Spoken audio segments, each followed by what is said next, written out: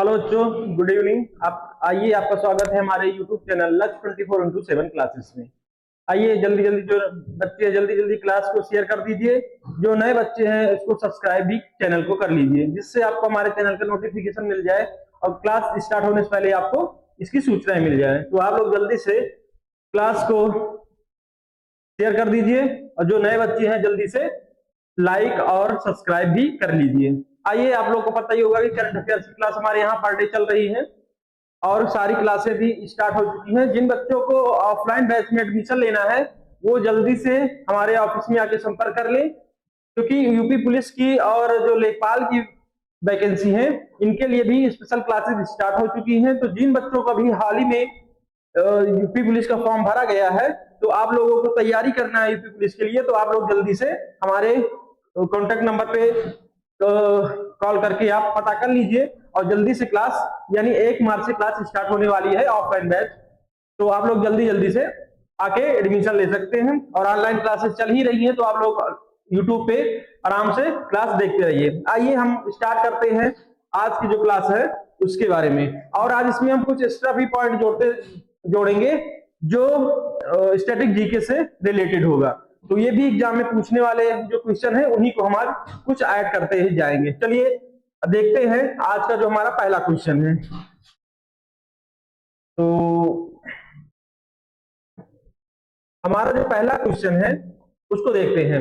हाल ही में केंद्रीय रेल मंत्री द्वारा उद्घाटित से जो शेतकरी समृद्ध विशेष ट्रेन है किन दो स्थानों को जोड़ती है? तो हमारा ऑप्शन है, ऑप्शन नंबर जो है महाराष्ट्र और बिहार, ऑप्शन नंबर जो बी है उड़ीसा और बिहार, और ऑप्शन नंबर जो सी है राजस्थान और मध्य प्रदेश के बीच में, और जो ऑप्शन नंबर डी है कर्नाटक और उड़ीसा के बीच में। तो जल्दी से आप लोग कमेंट बॉक्स में बताइए कि जो शेतकरी समृद्ध विशेष ट्रेन है ये किन किन स्थानों के बीच में चलती है। और उससे पहले आइए हम कुछ और एक्स्ट्रा पॉइंट इसमें जान लेते हैं कि जो शेतकरी ये ट्रेन है इसके बारे में आइए हम कुछ जानते हैं। तो अभी हाल ही में रेल मंत्री जो हमारे रेल मंत्री कौन है आप लोगों को पता ही होना चाहिए। जो हमारे रेल मंत्री हैं मंत्री अश्विनी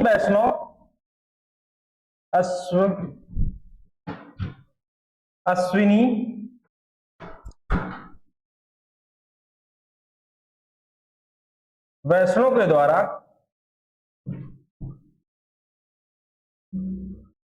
अभी अश्विनी वैष्णो जो हमारे रेल मंत्री हैं अश्विनी वैष्णो के द्वारा वीडियो कॉन्फ्रेंसिंग के माध्यम से शेतकारी समृद्धि विशेष ट्रेन को हरी झंडी दिखाई गई है। तो ये ट्रेन अश्विनी वैष्णो ने जो शेतकरी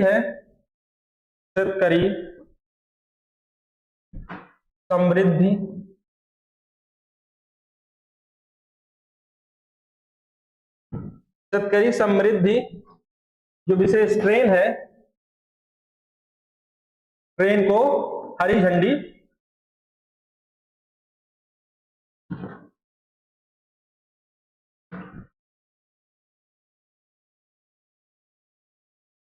झंडी भी दिखाई। तो हमारे रेल मंत्री कौन है? अश्विनी वैष्णव। अभी इसको यानी जो शेतकरी समृद्धि ट्रेन है इसको हरी झंडी दिखाई गई है। ये जो ट्रेन है ये महाराष्ट्र के जो देवलानी है, महाराष्ट्र के देवलानी से बिहार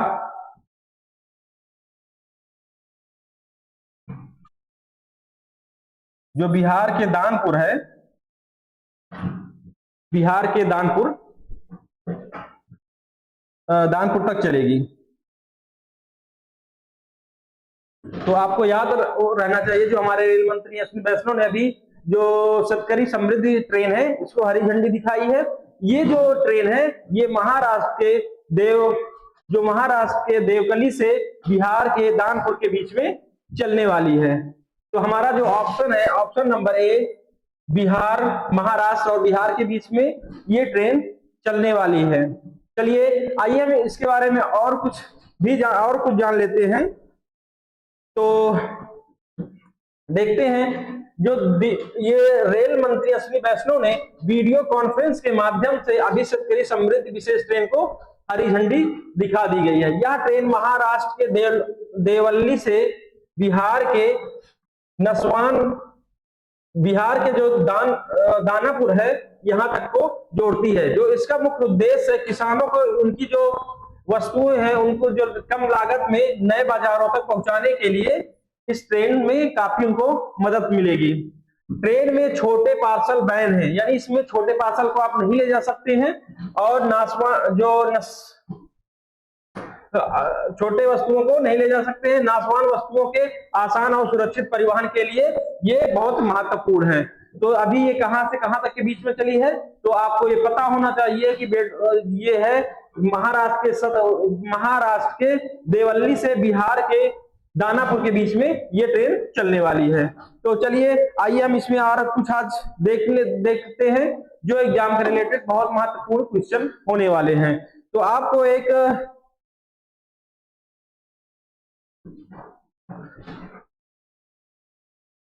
क्वेश्चन आप लोग बताइए, जो क्या कहते हैं,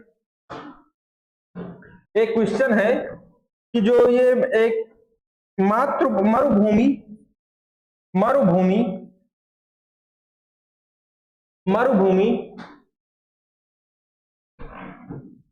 विकास कार्यक्रम है,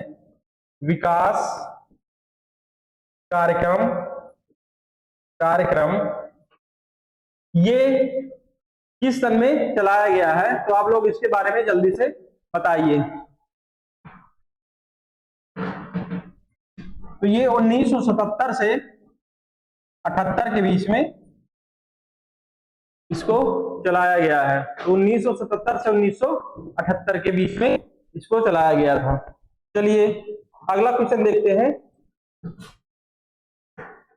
जो हमारा क्वेश्चन है क्वेश्चन नंबर 2, हाल ही में विश्व स्वास्थ्य संगठन द्वारा किस देश को आधिकारिक रूप से मलेरिया मुक्त घोषित किया गया है? तो हमारा जो ऑप्शन है, option number 1 Cuba, option number B है भारत, और ऑप्शन नंबर जो सी है वो है केन्या, और ऑप्शन नंबर जो डी है मिस्र। तो कौन सा देश को अभी मलेरिया मुक्त घोषित किया गया है? जल्दी से इसको भी बताइए।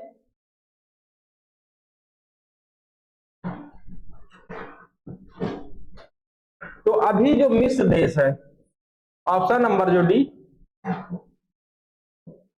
मिस्र देश को मलेरिया मुक्त घोषित किया है।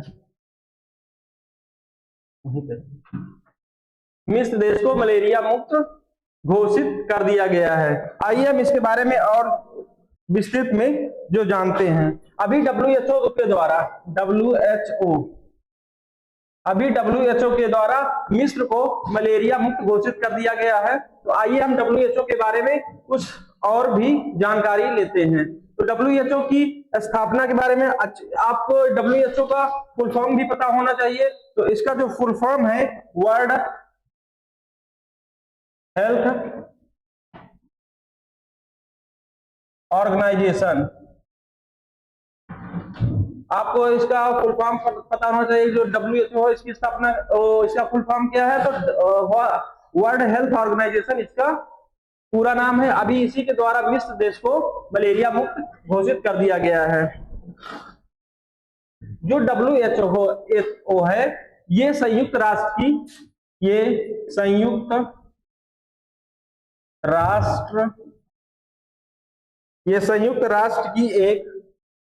की एक ये संयुक्त राष्ट्र, इसमें लगा तो नहीं, ये संयुक्त राष्ट्र की एक विशेष एजेंसी है,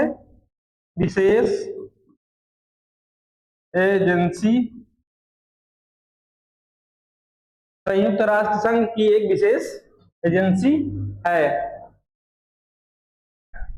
जो इसकी स्थापना कब हुई है? तो ये भी आप लोग नोट कर लीजिए, इसकी स्थापना कब हुई है?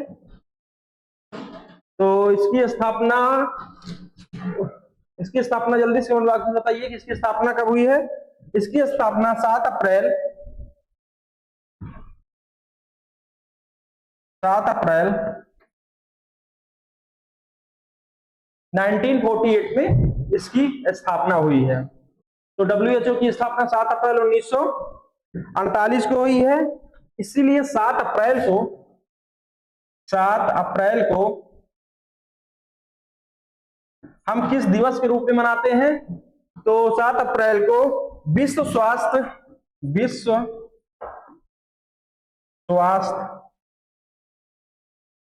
दिवस के रूप में 7 अप्रैल को विश्व स्वास्थ्य दिवस के रूप में भी हम मनाते हैं। चलिए, और डब्ल्यूएचओ के बारे में हम जानना चाहेंगे। चलिए, जो इसका मुख्यालय है ये कहां पर है, ये भी आपसे क्वेश्चन पूछा गया है कि डब्ल्यूएचओ का मुख्यालय कहां पर है। तो डब्ल्यूएचओ का मुख्यालय जिनेवा में है। जिनेवा यानी मुख्यालय, डब्ल्यूएचओ का मुख्यालय कहां पर है? तो जिनेवा, स्विट्जरलैंड में इसका मुख्यालय है। अच्छा, आप लोग को यह भी पता होना चाहिए कि डब्ल्यूएचओ में कितने सदस्य देश शामिल हैं। तो ये भी आपको पता होना चाहिए कि 194 देश इसमें शामिल हैं। ये सारे कुछ जो पॉइंट हैं ये बहुत महत्वपूर्ण है, आप लोग इसको नोट कर लीजिए कि इसमें कितने सदस्य देश शामिल हैं। तो 194 देश इसमें शामिल हैं। और चलो देख लेते हैं, आइए अब इसके बारे में हम और विस्तृत में जानकारी लेते हैं। तो मिस्र देश विश्व स्वास्थ्य संगठन द्वारा आधिकारिक रूप से अभी मलेरिया मुक्त घोषित कर दिया गया है। तो डब्ल्यूएचओ के बारे में हम लोग आज सभी पॉइंट को देख चुके हैं।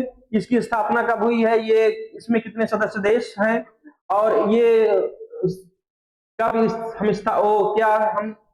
हम स्वास्थ्य संगठन दिवस के रूप में मनाते हैं। इसलिए आप लोग को सारे पॉइंट याद हो गए होंगे।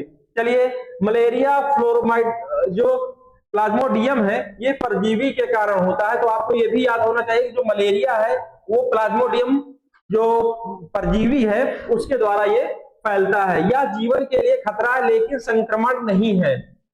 मुख्य रूप से उष्णकटिबंधीय क्षेत्रों में पाया जाता है। 5 परजीवी प्रजातियां मलेरिया की जो है यही कारण इनकी बनती है, जिसमें प्लाज्मोडियम फाल्सीफेरम और प्लाज्मोडियम विवैक्स सबसे खतरनाक है।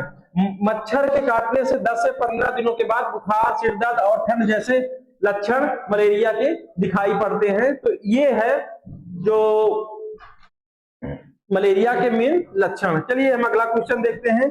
जो हमारा अगला क्वेश्चन है, ग्लोबल एनवायरमेंट आउटलुक, जो ग्लोबल एनवायरमेंट आउटलुक रिपोर्ट किस संगठन के द्वारा तैयार किया जाता है? तो हमारा ऑप्शन है, ऑप्शन नंबर ए संयुक्त राष्ट्र विकास कार्यक्रम यानी यूएनडीपी के द्वारा। ऑप्शन नंबर जो बी है संयुक्त राष्ट्र पर्यावरण कार्यक्रम यूएनईपी के द्वारा, और या विश्व मौसम विज्ञान संगठन डब्ल्यूएमओ के द्वारा, या विश्व बैंक के द्वारा। तो आप लोग जल्दी से इसके बारे में कमेंट बॉक्स में बताइए कि ग्लोबल एनवायरमेंट आउटलुक किसके द्वारा जारी किया जाता है।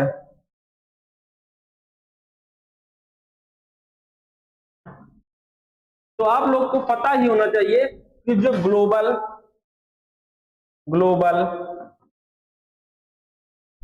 एनवायरमेंट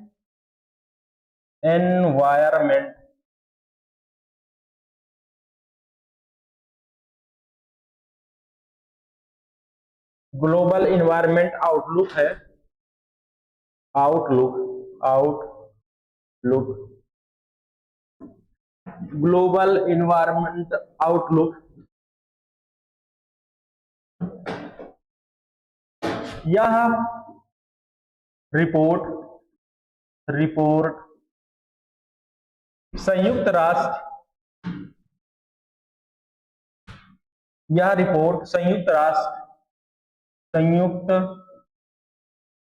राष्ट्र पर्यावरण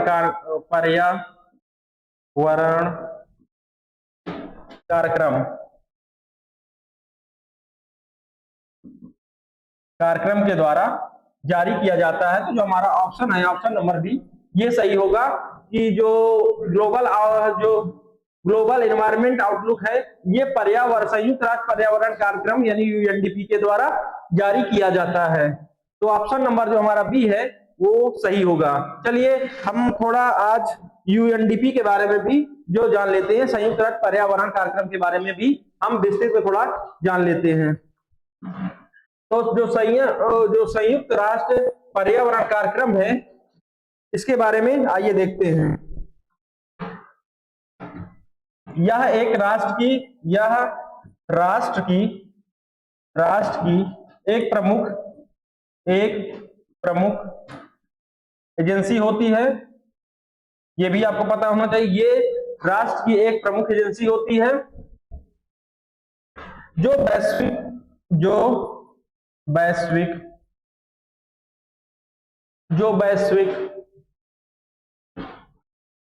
जो वैश्विक पर्यावरण संरक्षण का जो वैश्विक पर्यावरण संरक्षण का नेतृत्व करती।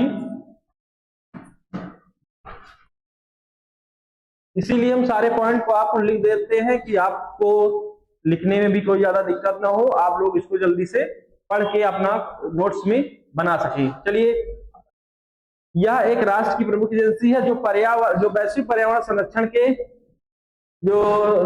का नेतृत्व करती है।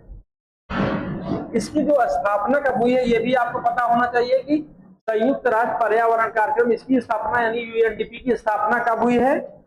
तो इसकी स्थापना 1972 में इसकी स्थापना हुई है। आप लिख लीजिए, नहीं भूल जाएंगे। स्थापना कब हुई है? तो 1972 में यूएनईपी की स्थापना हुई है। संयुक्त राष्ट्र पर्यावरण कार्यक्रम की स्थापना 1972 में इसकी स्थापना हुई है। ये स्टॉकहोम जो सम्मेलन हुआ था,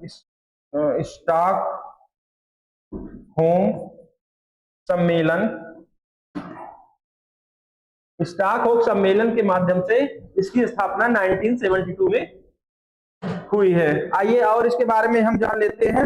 इसका जो मुख्यालय है, ये भी आपको एग्जाम में पूछा जा सकता है कि संयुक्त राष्ट्र पर्यावरण कार्यक्रम, इसका मुख्यालय कहां पर है। तो इसका मुख्यालय आपको पता होना चाहिए कि इसका जो मुख्यालय कहां पर है। तो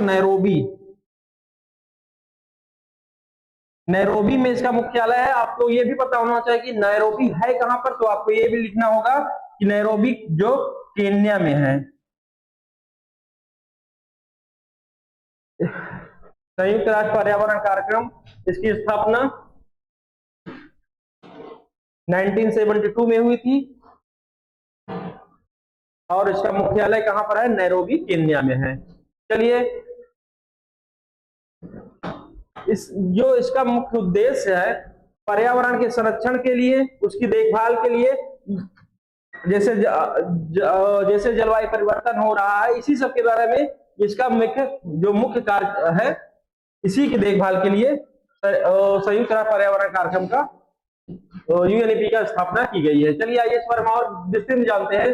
ग्लोबल एनवायरमेंट आउटलुक एक महत्वपूर्ण रिपोर्ट है जो संयुक्त राष्ट्र पर्यावरण कार्यक्रम यानी यूएनईपी के द्वारा तैयार किया जाता है। जो इसका मुख्य उद्देश्य है वो नीति निर्माताओं को पर्यावरणीय परिवर्तनों का जो व्यापक मूल्यांकन है और प्रभावी समाधान प्रदान करना है, ताकि जो गंभीर परिस्थितियां समस्याएं का मुकाबला किया जा सके। दिसंबर 2025 में संयुक्त राष्ट्र पर्यावरण सभा में इसके लॉन्च की योजना बनाई गई थी। जो इसका मेन विषय है वो है पर्यावरणीय स्वास्थ्य, आर्थिक और सामाजिक स्थिरता को साथ साथ अंतर संबंध को उजागर करेगा, जिससे विभिन्न क्षेत्रों में सतत विकास के लिए एक निर्माण प्रभावी हो सकेगा। चलिए,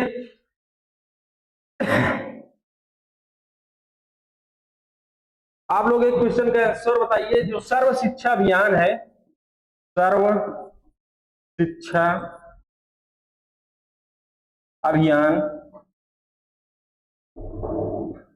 ये कब चालू यानी कब इसको स्टार्ट किया गया है। तो जो सर्व शिक्षा अभियान है, सर्व शिक्षा अभियान सर्व शिक्षा अभियान इसको कब चालू किया गया है? तो सर्व शिक्षा अभियान ये हमको 2001 में इसको स्टार्ट किया गया है। तो आपको ये भी याद होना चाहिए कि जो सर्व शिक्षा अभियान है इसे कब स्टार्ट किया गया था? 2001 में। एक क्वेश्चन का और आप लोग बताइए, जो ये मेक इन इंडिया अभियान, ये मेक इन इंडिया है, make in India, make in India कार्यक्रम को कब स्टार्ट किया? मेक इन इंडिया कार्यक्रम को कब स्टार्ट किया गया था? मेक इन इंडिया कार्यक्रम को कब स्टार्ट किया गया था? जल्दी से कमेंट बॉक्स में बताइए।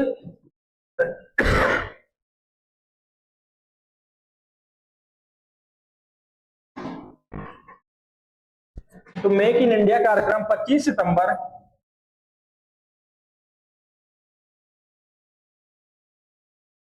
किस सन में स्टार्ट किया गया था? तो जल्दी से इसके बारे में बताइए। जो 25 सितंबर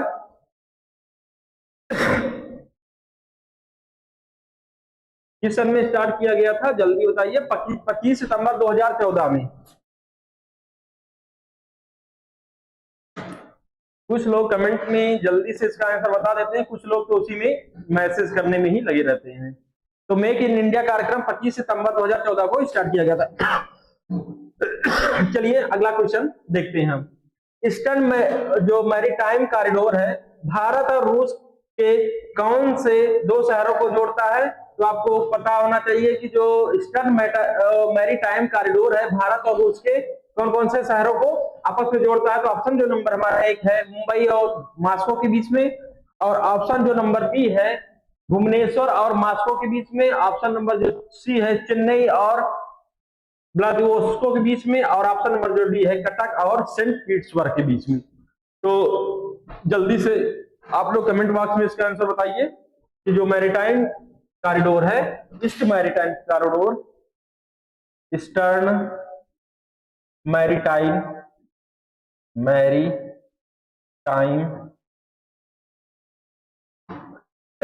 कॉरिडोर,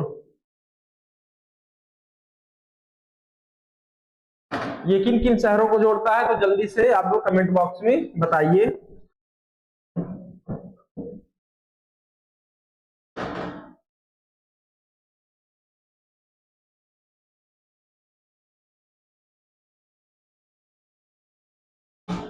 जल्दी बताइए।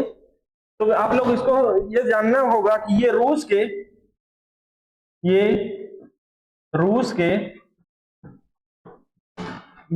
के पूर्वी तट को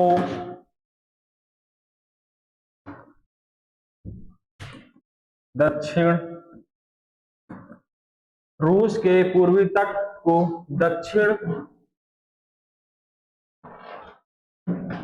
दक्षिण भारत से जोड़ता। आप लोग तो समझ गए होंगे दक्षिण भारत से जोड़ता है। ये मुंबई और मॉस्को को आपस में जोड़ता है। तो जो हमारा ऑप्शन नंबर एक है मुंबई और मॉस्को के बीच में ईस्टर्न मैरीटाइम जो कॉरिडोर है ये आपस में जोड़ता है। चलिए आइए हम इसके बारे में और विस्तृत में जान लेते हैं। जो Chennai Vladivostok eastern maritime corridor है, अब ये चालू हो गया है, जो तेल, भोजन और मशीनरी है का परिवहन करेगा। ये रूस के पूर्वी तट को दक्षिण भारत से जोड़ता है, जो कार्गो के जो पारगमन समय को 16 दिन तक और की दूरी को 40% तक कम कर देता है। यानी जो वहां जो टाइम है यानी आने जाने का, तो उससे वो कम करने का काम करता है ये जो ईस्टर्न मैरीटाइम कॉरिडोर है। चलिए आइए, इसमें और ज्यादा कुछ खास नहीं है, तो आपको यही याद होना रखना चाहिए जो मैरीटाइम कॉरिडोर है ये किन किन देशों को आपस में जोड़ता है। तो भारत और क्या कहते हैं रूस के बीच में ये है, और ये भारत के किस हिस्से को जोड़ता है तो वो भी आपको बता दिया गया है। चलिए अगला क्वेश्चन देखते हैं। जो ऑटोमेटेड और इंटेलिजेंट मशीन सहायतित कंस्ट्रक्शन है, इस प्रणाली को किस मंत्रालय के द्वारा भी हाल ही में लागू किया गया है? तो हमारा जो ऑप्शन है, ऑप्शन नंबर ए रेल मंत्रालय, ऑप्शन नंबर जो बी है सड़क परिवहन और राजमार्ग मंत्रालय, और ऑप्शन जो नंबर सी है आवास और शहरी मामलों का मंत्रालय। ऑप्शन नंबर जो डी है विज्ञान और प्रौद्योगिकी मंत्रालय। तो जो कौन सा ऑप्शन सही होगा आप लोग जल्दी से कमेंट बॉक्स में बताइए, और जो नए बच्चे हैं जल्दी जल्दी क्लास को शेयर भी कर दीजिए और लाइक भी करिए। चलिए जल्दी से ऑप्शन कौन सा होगा सही से बताइए। क्वेश्चन नंबर हमारा जो 5वां हो गया। तो अभी हाल ही में जो ऑटोमेटेड और इंटेलिजेंट मशीनरी सहायता कंस्ट्रक्शन है, इसको सड़क परिवहन और राजमार्ग मंत्रालय के द्वारा अभी इसको लागू कर दिया गया है। तो आइए हम जानते हैं सड़क परिवहन और राजमार्ग मंत्रालय के बारे में। पहले हम इसको सड़क परिवहन और राजमार्ग मंत्रालय के बारे में जान लेते हैं, क्योंकि ये भी एग्जाम में पूछा जा सकता है और नॉलेज के लिए भी आपको जरूरी है। तो चलिए जो सड़क परिवहन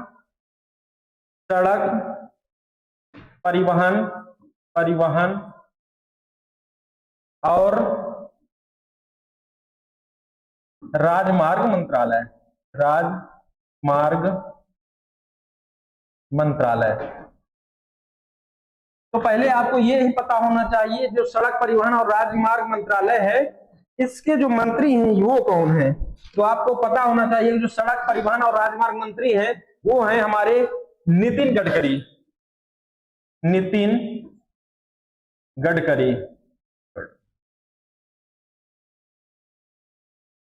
जो हमारे सड़क परिवहन और राजमार्ग मंत्रालय है ये किसके पास है? तो नितिन गडकरी। आप लोगों को नितिन गडकरी के बारे में पता ही होगा। चलिए और इसके बारे में हम जो जानते हैं हमारे सड़क परिवहन मंत्रालय द्वारा, और हमारे जो सड़क परिवहन और राजमार्ग मंत्रालय है इसके मंत्री हैं नितिन गडकरी। चलिए अभी इन्हीं के द्वारा ऑटोमेटेड और इंटेलिजेंट मशीन जो सहायता केंद्र है इन्हीं के द्वारा उपयोग में लाया जाएगा। ये भारत सरकार के जो सड़क परिवहन मंत्रालय है ये भारत सरकार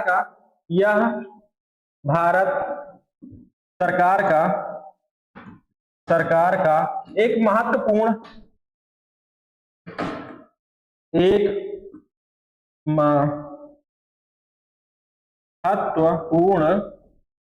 मंत्रालय है। ये भारत सरकार के बहुत ही महत्वपूर्ण मंत्रालय है जिसके मंत्री नितिन गडकरी जी हैं। आइए और इसके बारे में देखते हैं। जो इसका जो काम है वो देश में सड़क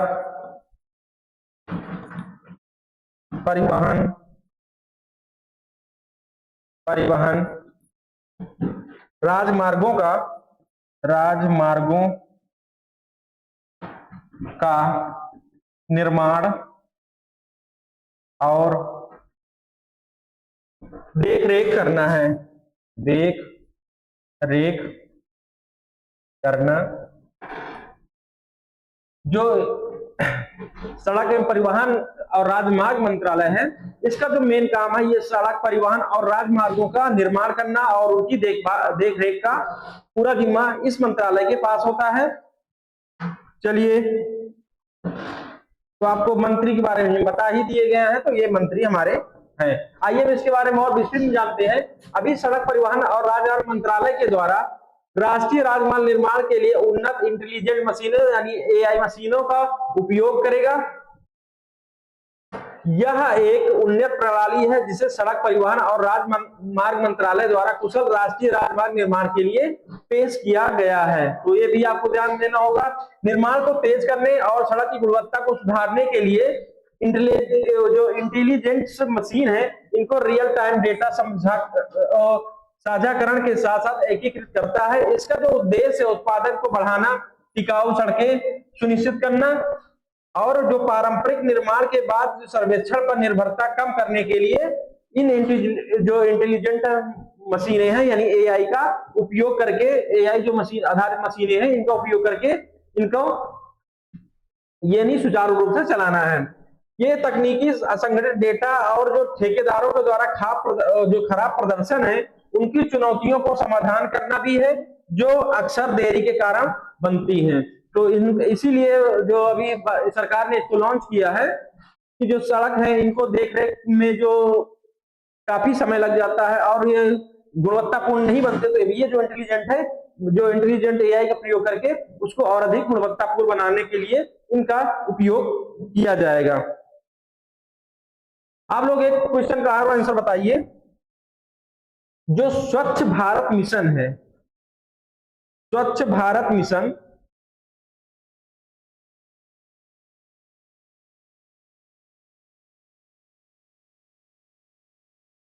स्वच्छ भारत मिशन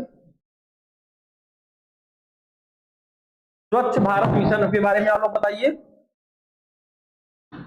स्वच्छ भारत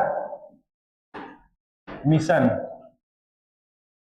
ये कब स्टार्ट किया गया है? तो आपको ये पता होना चाहिए कि ये 2 अक्टूबर 2014 को इसको स्टार्ट किया गया है। चलिए कुछ क्वेश्चन हम आपको और दे रहे हैं जिसको आप लोग जल्दी से कमेंट बॉक्स में बताइए। जो मेक इन इंडिया है इसको हम बता ही चुके हैं कि किस एक हृदय योजना, इसके बारे में बताइए ये कब स्टार्ट किया गया है। ये भी क्वेश्चन पूछा गया है एग्जाम में कि हृदय योजना किस सन में स्टार्ट किया गया है। तो आप उस लोगों को जल्दी से बताइए कि हृदय योजना है ये कब स्टार्ट किया गया था।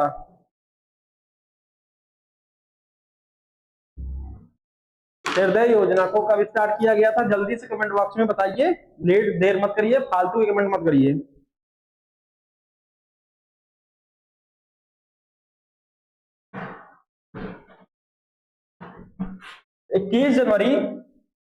21 जनवरी 2015 को कुछ बच्चे अच्छे से मैसेज कर देते हैं। चलिए और एक क्वेश्चन है, हृदय योजना हो गया।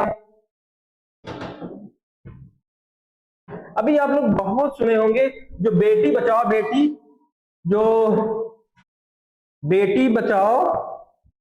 बेटी पढ़ाओ जो योजना है इसे कब स्टार्ट किया गया? बेटी बचाओ बेटी पढ़ाओ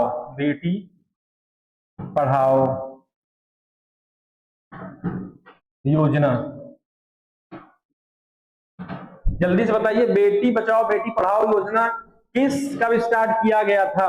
ये जल्दी से कमेंट बॉक्स में इसके बारे में बताइए। जो बेटी बचाओ बेटी पढ़ाओ योजना है कब स्टार्ट किया गया था? जल्दी से कमेंट बॉक्स में बताइए। बेटी बचाओ बेटी पढ़ाओ जो योजना है ये कब स्टार्ट किया गया था? 22 जनवरी 2015 को। चलिए ठीक है।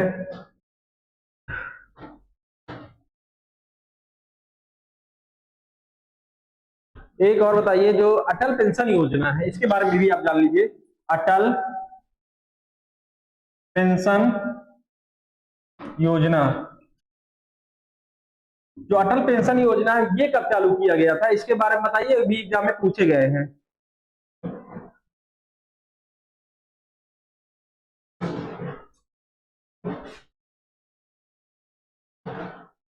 अटल पेंशन योजना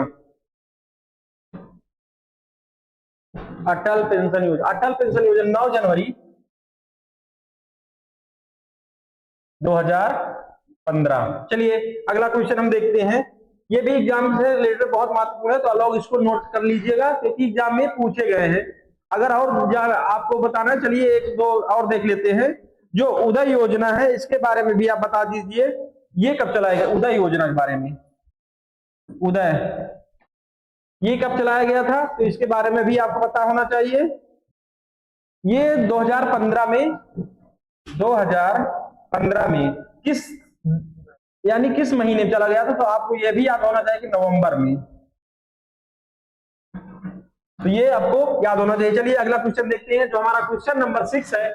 जो किलौआ ज्वालामुखी है अभी हाल ही में किस देश में स्थित है, तो आपको याद होना चाहिए जो क्वांटन या मलेशिया, अंडमान या भारत में या हवाई या संयुक्त राज्य अमेरिका में या सुमात्रा यानी इंडोनेशिया में। तो कौन सा ऑप्शन सही होगा, आप लोग जल्दी से इसके बारे में बताइए।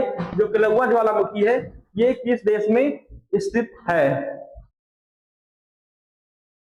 आइए हम थोड़ा किलौआ ज्वालामुखी के बारे में अच्छे से देख लेते हैं। जो किलौआ ज्वालामुखी है, किलौआ ज्वालामुखी, किलौआ ज्वालामुखी के बारे में हम थोड़ा देख लेते हैं कि ये किस देश में स्थित है।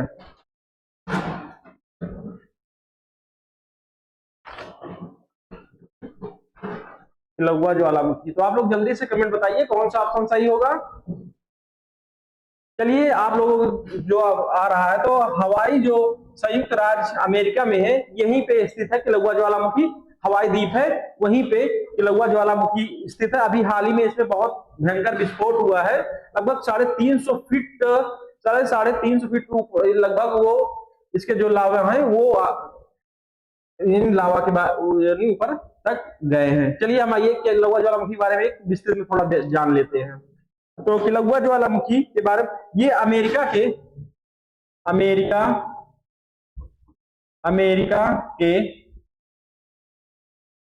के हवाई द्वीप पर स्थित है। हवाई द्वीप पर स्थित। आपको याद होना चाहिए कि जो किलौआ ज्वालामुखी है ये अमेरिका के हवाई द्वीप पर स्थित है। आइए ये एक सक्रिय ज्वालामुखी है। ये एक सक्रिय ज्वालामुखी है। यह एक सक्रिय ज्वालामुखी है। अभी हाल ही में इसमें एक जबरदस्त विस्फोट देखने को मिला है। जबरदस्त विस्फोट हुआ है, अभी इसमें हाल ही में बहुत जबरदस्त विस्फोट हुआ है, जिसमें लगभग 330 फीट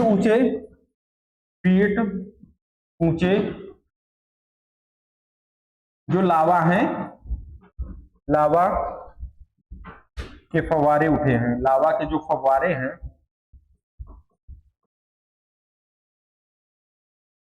तो आपको याद होना चाहिए ये किलौआ ज्वालामुखी किस देश में है, तो अमेरिका के हवाई द्वीप में स्थित है। अभी हाल ही में इसमें बहुत भयंकर विस्फोट हुआ है, जिसमें लगभग 350 यानी 330 फीट के ऊपर इनके जो लावा के फव्वारे हैं ये ऊपर उठे हैं। यह दुनिया का सबसे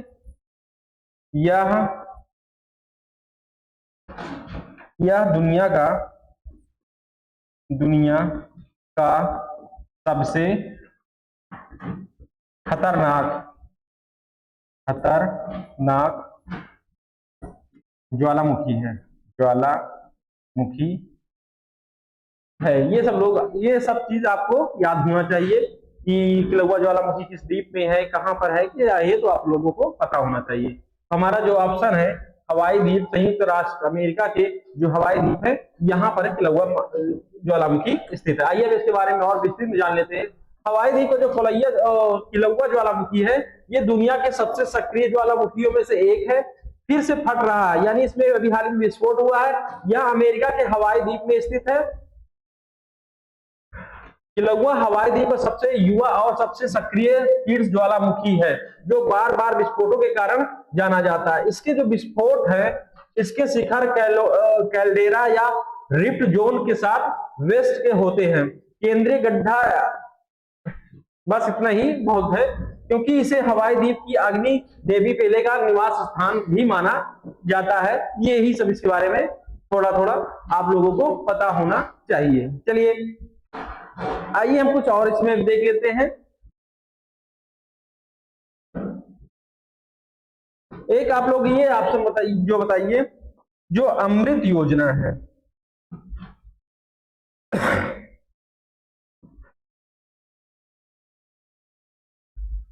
अमृत योजना के बारे में आप लोग बताइए कि अमृत योजना किस, चलिए हम लिख देते हैं अमृत योजना, अमृत योजना, अमृत योजना कब, जो अमृत योजना है इसकी शुरुआत कब की गई है, इसके बारे में आप लोग जल्दी से कमेंट बॉक्स में बताइए कि अमृत योजना है इसकी शुरुआत कब की गई थी। अमृत योजना इसकी शुरुआत कब की गई है, तो जल्दी से बताइए, जल्दी से कमेंट करिए। अमृत योजना की शुरुआत कब की गई है? ठीक है, 25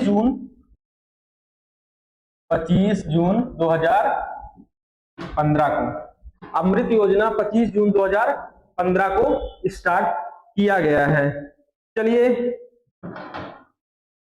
उदय योजना के बारे में बता दीजिएगा। जो उदय योजना है, उदय योजना ये कब, उदय योजना के बारे में बताइए। ये भी नवंबर 2015 को ये भी स्टार्ट किया गया है। तो आप लोगों को अमृत योजना 25 जून 2015 को स्टार्ट किया गया, उदय योजना नवंबर 2025 में, उदय योजना को 2015, उदय योजना नवंबर 2015। ठीक है, चलिए अगला देखते हैं। जो स्टार्टअप इंडिया है, स्टार्टअप इंडिया, इस योजना को कब लागू किया गया है? तो ये 2016 में इसको लागू कर दिया गया है। परंतु आप लोग ये बताइए डेट, किस डेट को और किस महीने में इसको लागू किया गया, जल्दी जल्दी कमेंट बॉक्स में बताइए। जो उदय योजना है इसको तो नवंबर 2015 में लागू कर दिया गया है। तो स्टार्टअप योजना है, जो स्टार्टअप इंडिया है, इसको कब लागू किया गया है? तो जल्दी से आप लोग बताइए स्टार्टअप इंडिया के बारे में। स्टार्टअप इंडिया, स्टार्टअप इंडिया के बारे में जल्दी जल्दी आप कमेंट करिए। तो 16 जनवरी 2016 में, ये भी आपको याद होना चाहिए स्टार्टअप इंडिया कब स्टार्ट किया गया। तो 16 जनवरी 2016 में। चलिए अगला देखते हैं कि अगला जो है आपको ये कि जो प्रधानमंत्री उज्ज्वला योजना, इसके बारे में बताइए। जो प्रधानमंत्री उज्ज्वला योजना है इसको कब लागू किया गया था? तो प्रधानमंत्री उज्ज्वला योजना कब लागू किया गया है? 1 मई 2016 को, 1 मई 2016। चलिए एक क्वेश्चन और देख लेते हैं। जो उज्ज्वला योजना के बाद एक और क्वेश्चन है आयुष्मान भारत योजना, इसको भी देख लीजिए क्योंकि ये भी एग्जाम में पूछे गए हैं। आयुष्मान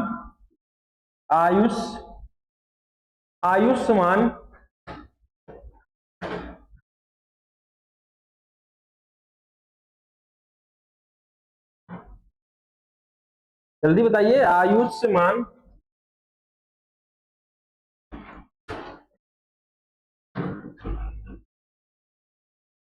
आयुष्मान भारत योजना के बारे में जल्दी जल्दी बताइए। आप लोग रुक जाते हैं, कमेंट आपका रुकना नहीं चाहिए, आप लोग जल्दी जल्दी कमेंट करते रहिए।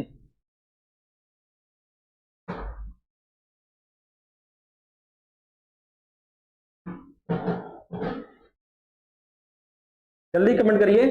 ठीक है, 23 सितंबर 2018 को,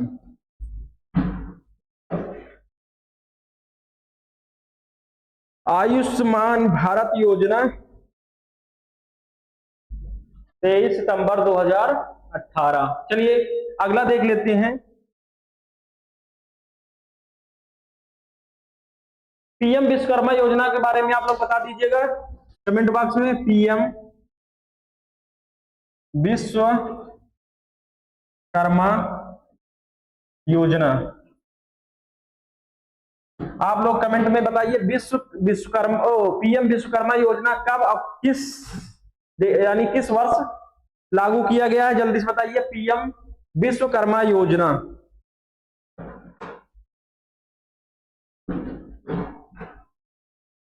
तो पीएम विश्वकर्मा योजना 17 सितंबर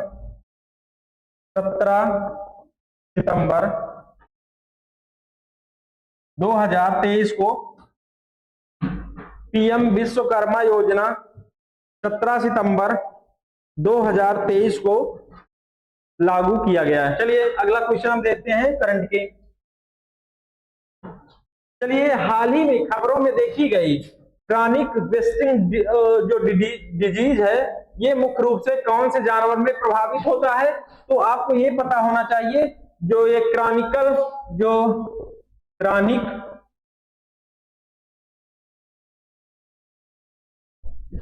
वेस्टिंग डिजीज है, वेस्टिंग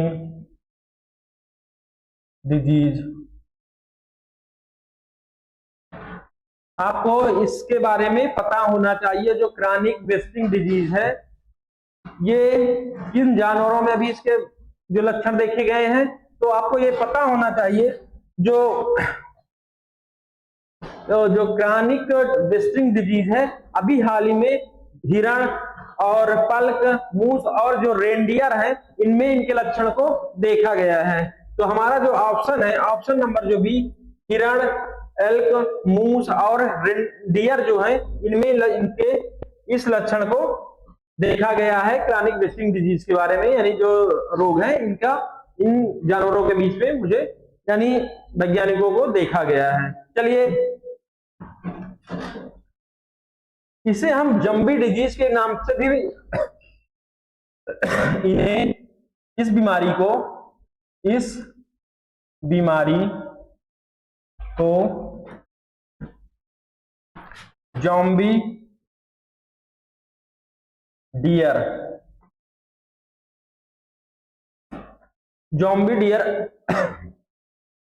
के नाम से भी जानते हैं।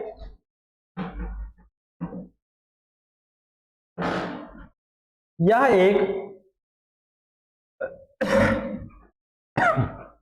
घातक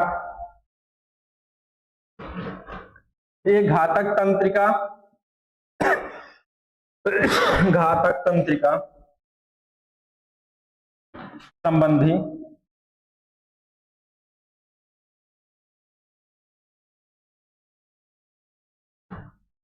ये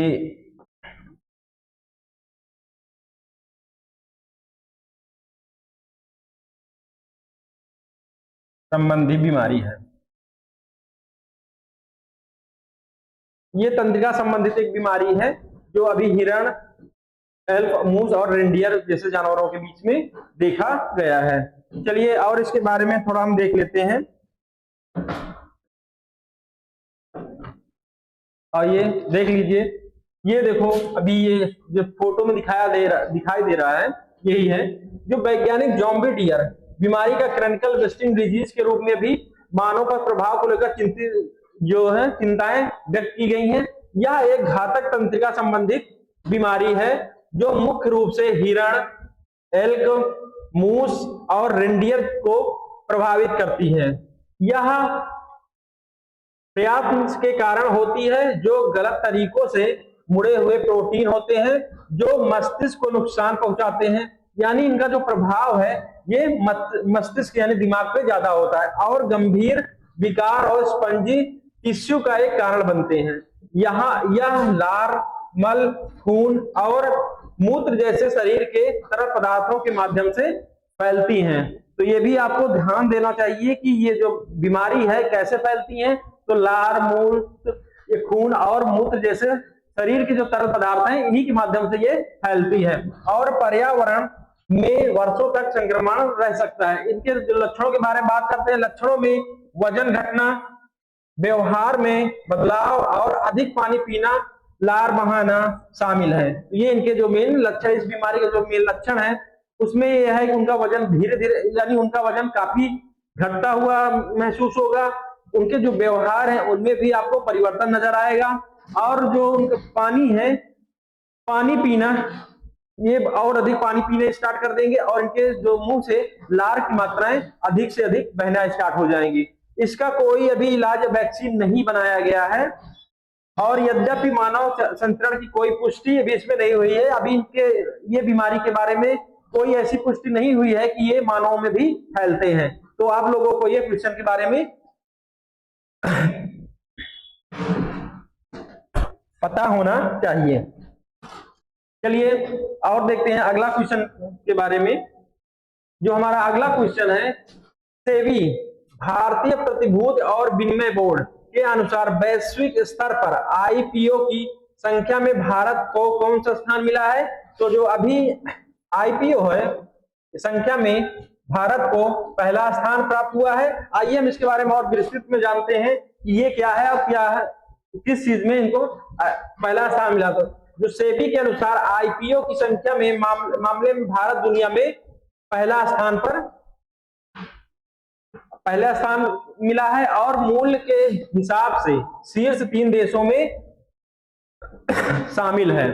चालू वित्त वर्ष 9 महीने में 311 आईपीओ के जरिए 1.7 ट्रिलियन जुटाए गए हैं और कुछ ट्रिलियन रुपए जुटाए गए हैं और इक्वलिटी जुटाव में 3.8 रुपए यानी 3.8 ट्रिलियन से अधिक रहा है। निवेशकों की संख्या में भी 43 मिलियन से बढ़कर 137 मिलियन हो गई है। ये भी इसके बारे में बताया गया है। चलिए कुछ क्वेश्चन हम देखते हैं। जो पीएम सूर्य घर योजना है,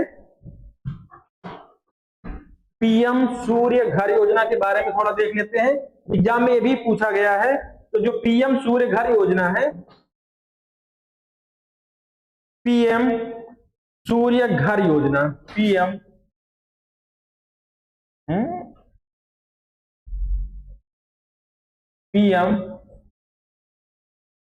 सूर्य घर योजना कब स्टार्ट की गई है? आप लोग जल्दी से कमेंट बॉक्स में बताइए। पीएम सूर्य घर योजना कब स्टार्ट की गई है? पीएम सूर्य घर योजना 15 फरवरी 2024। 15 ये स्टार्ट 15 फरवरी 2024 को पीएम सूर्य घर योजना 15 फरवरी 2024 को स्टार्ट किया गया है। चलिए एक और देखते हैं। जो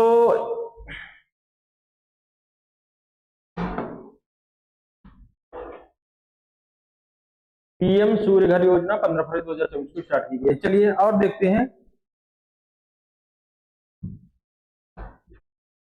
एक अटल भूजल योजना के बारे में आप लोग बता दीजिए। यह भी पूछा गया है।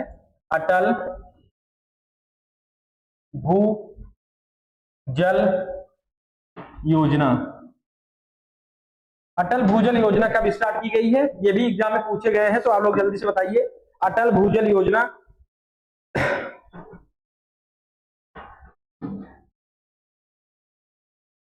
अटल भूजल योजना कब स्टार्ट की गई? जल्दी से कमेंट करिए।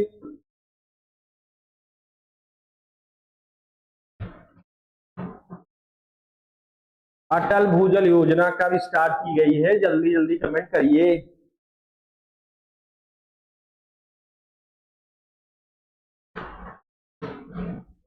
किसी का आंसर सही नहीं है। 25 दिसंबर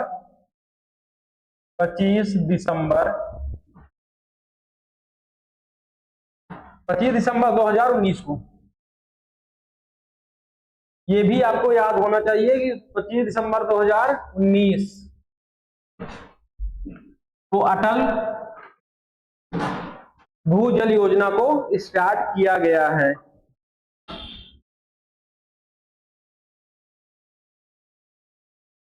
चलिए अगला क्वेश्चन देखते हैं। भारतीय रेलवे ने भारत की पहली तरलीकृत प्राकृतिक gas diesel distilled fuel train Gujarat के किस स्थान पर शुरू की गई है?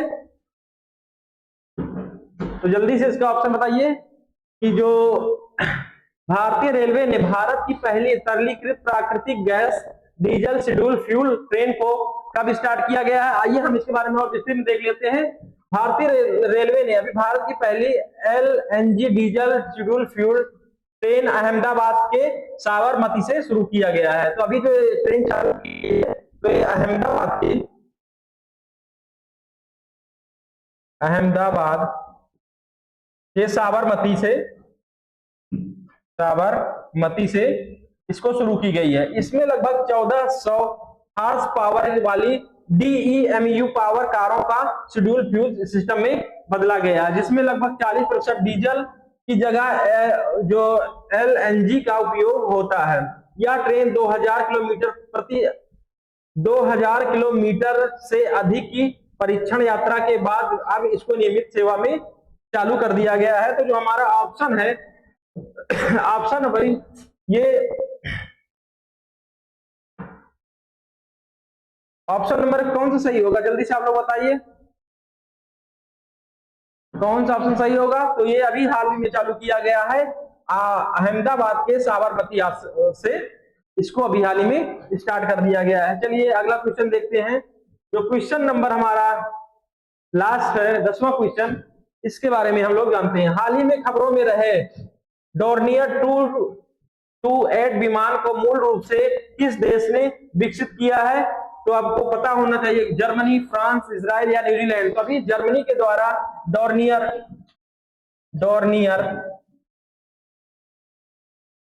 228 को अभी हाल ही में विकसित किया गया है। तो आइए हम इसके बारे में और विस्तृत में जानते हैं। अभी रक्षा मंत्रालय ने हिंदुस्तान एरोनॉटिक्स लिमिटेड के साथ 2312 करोड़ रुपए का अनुबंध यानी समझौता किया है। यह तटरक्षक बल के लिए 8 डोर्नियर 228 का विमान खरीदने का फैसला लिया गया। यानी अभी भारत सरकार ने 8 जो डोर्नियर 228 है यानी डोर्नियर 228 है, इस विमान को खरीदने का फैसला कर लिया है। यह कार्यक्रम हाल के उत्पादन तंत्र को मजबूत करेगा और MSME व सहायक उद्योगों को भी प्रोत्साहित करेगा। इसके रखरखाव, मरम्मत व तकनीकी सहायता के अवसर भी मिलेगा। डोर्नियर जो 228 है एक 2 इंजन वाला टर्बोप्राय स्टॉल यूटिलिटी विमान है, जिसे मूल रूप से 1980 के दशक में जर्मनी की डोर्नियर कंपनी ने विकसित किया है और अब इसे हॉल कानपुर में इसका जो निर्माण किया जा रहा है। तो आपका ऑप्शन नंबर जो ये जर्मनी है, ऑप्शन नंबर 1 सही होगा। चलिए